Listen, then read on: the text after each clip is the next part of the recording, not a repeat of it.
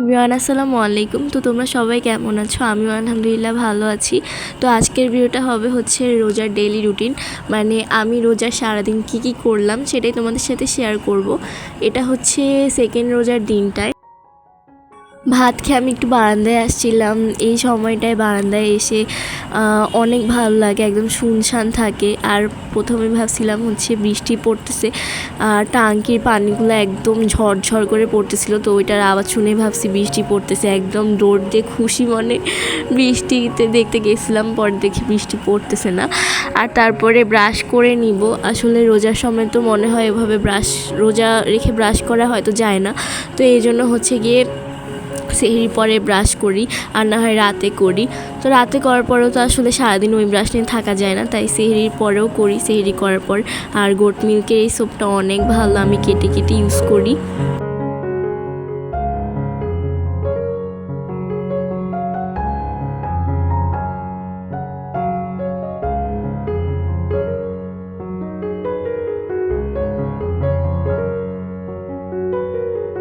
এই সময়টায় মাথাটা একদম ঠান্ডা ফ্রেশ থাকে, তাই আমি সেহরির পরে হচ্ছে নামাজ পড়ার পরে একটু পড়তে বসছি, যাতে হচ্ছে এই প্যারাগ্রাফটা মুখস্থ হয়ে যায়। প্যারাগ্রাফটা অনেক বেশি কঠিন। ল্যাম্প জ্বালায় পড়তে বসছি যাতে আপুর ক্ষতি না হয়, আর আমার ভিডিও ফুটেজও একটু সুন্দর আসে। কারণ আপু আবার শুয়ে পড়ছিল ঘুমানোর জন্য।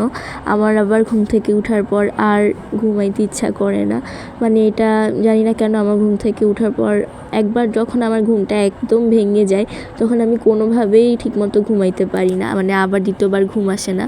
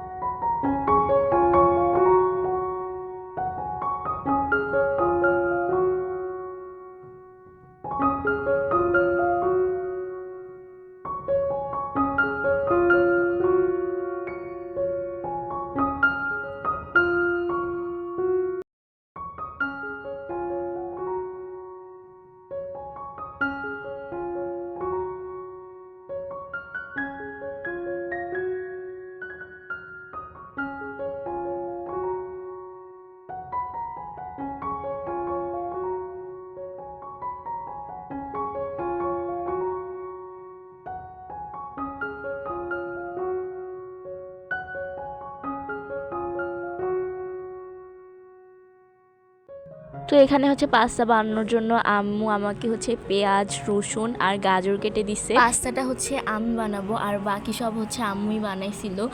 আর এই যে এখানের মধ্যে একদম পিওর যে দুধটা, ওটা দিয়ে আমি পাস্তাটা রান্না করব, মানে হোয়াইট সস পাস্তা রান্না করব।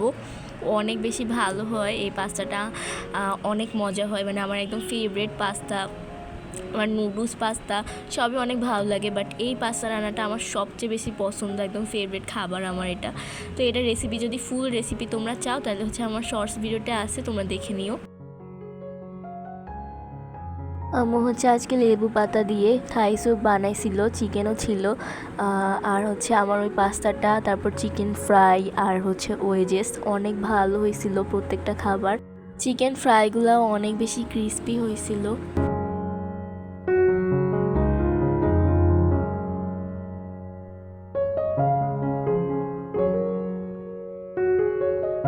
আর ওইটা হচ্ছে পুদিনা পাতা আর লেবু দিয়ে একটা শরবত করে আম্মু, অনেক ভালো লাগে। এটা হচ্ছে একদম রিফ্রেশ করে ভিতর থেকে।